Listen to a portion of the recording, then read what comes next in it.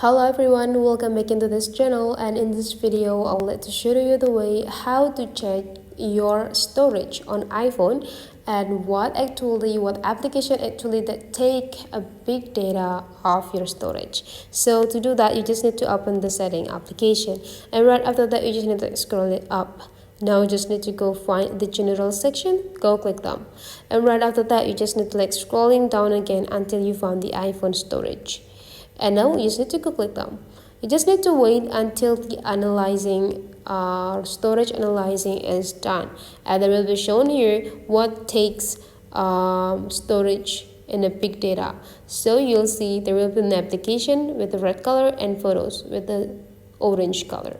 So it means that a lot of photos takes a lot of storage of your phone. So I have this 128 gigabyte, but then I already used like 95.99 gigabyte of it. So most of them is for the application and photo. If you want to get an extra storage, you will see there will be in recommendations of a year. So you just need to follow the recommendations of the system.